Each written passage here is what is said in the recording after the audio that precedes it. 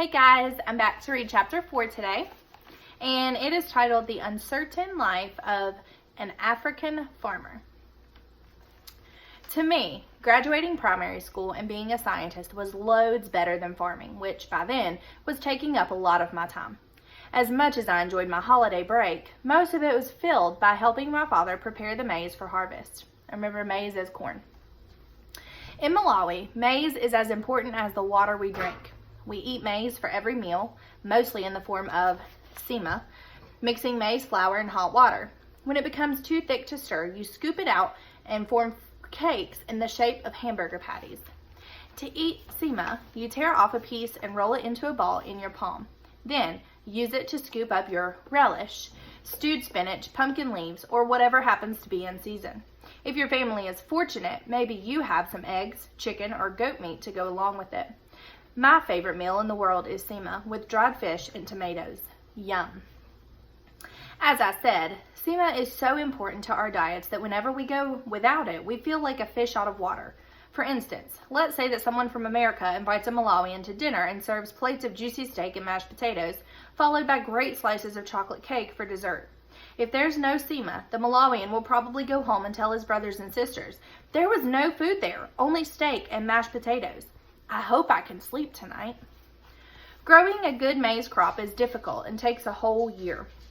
It's not just the planting and harvesting that keep us busy, but also preparing the soil, adding fertilizer, and killing the weeds that grow around the plants. Such work required every person in the family.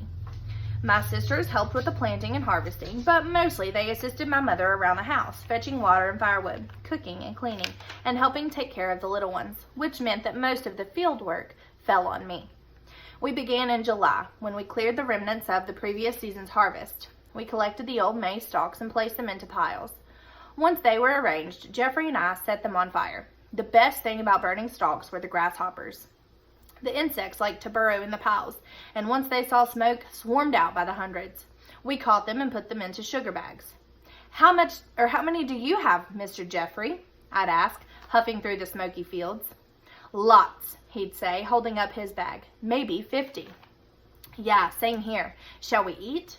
"For sure." The only reason we caught grasshoppers was to roast them over a fire with salt, which we did with great excitement.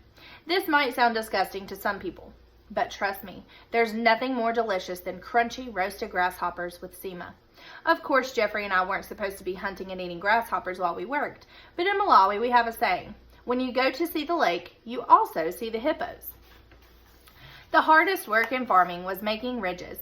These are the long dirt rows that you see in any field on any farm. We didn't use a plow or a tractor to dig them, but a hoe. And digging them took all of my time. I'd start in the morning before school, waking up at 4 a.m. when the land was still dark and cool. My mother would be ready with a steaming bowl of fela, which is a kind of oatmeal made from maize. After eating, I'd stumble down the trail, dragging my hoe behind me. So not only does he eat grasshoppers, he has to wake up at 4 a.m. I'm not even alive at that time. I'm still deep in sleep at 4 o'clock in the morning. "Be careful with that hoe in the dark," my father would call out. "I don't want you cutting off your foot." For sure. The big bright moon threw creepy shadows along the road. I walked quickly, trying not to think about Gul Wamkulu watching me from the trees, or the witch planes that flew overhead, looking for fresh recruits. One morning while I was walking, a hyena called out from the bush, "Ooh-wee!" and caused me to jump out of my trousers. I've never run so fast. After digging ridges, we waited for the rainy season so we could plant. The rains usually came the first week in December. My sisters and I moved in a line down the rows. One person made a gash with a hoe, while the other dropped 3 seeds and covered them with soil and a lot of good wishes. A couple of weeks later, when the seedlings pushed through the ground, we gave each a spoonful of fertilizer to help them grow strong. Buying seeds and fertilizer cost a lot of money. And because it always happened in December, sometimes it meant there wasn't much left for Christmas. We'd never had money to buy presents, especially because we had a lot of kids. So for us, the perfect holiday was simply enjoying a luxurious meal of chicken and rice together.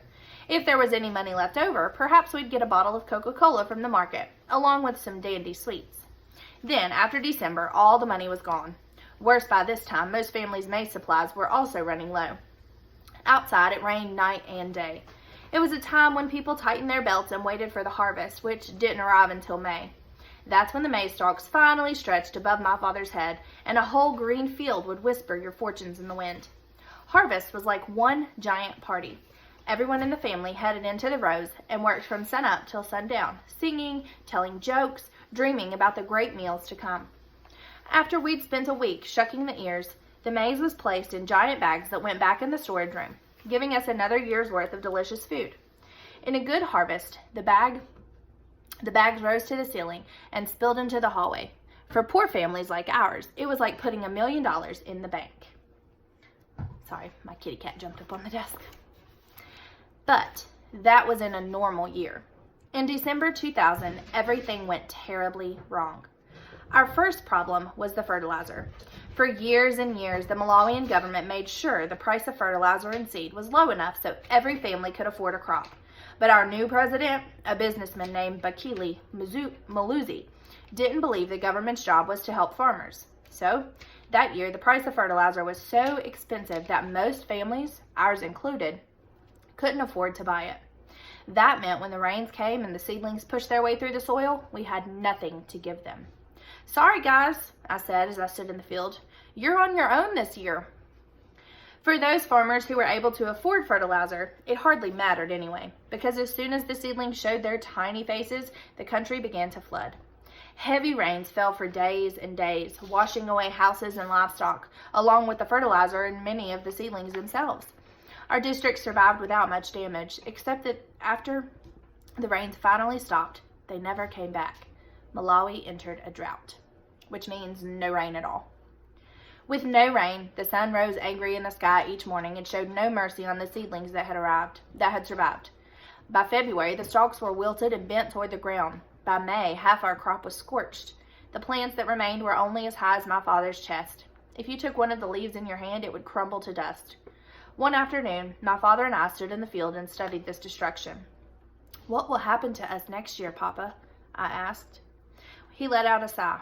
"I don't know, son, but at least we're not alone. It's happening to everyone." There was no celebration that harvest. We managed to fill only 5 bags of maize, which occupied only a corner of the storage room. One night before bed, I saw a kerosene lamp flickering in the hallway and found my father standing in the open door. He was staring at those bags, but not like a man counting his riches. He seemed to be asking them a question. Whatever they told him, we'd find out soon enough. And that's the end of chapter 4.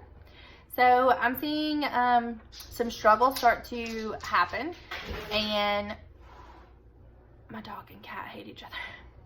And we are going to learn about this struggle from someone else's eyes in a completely different culture, completely different country. So that's pretty interesting. So stay tuned for chapter 5. Bye, guys.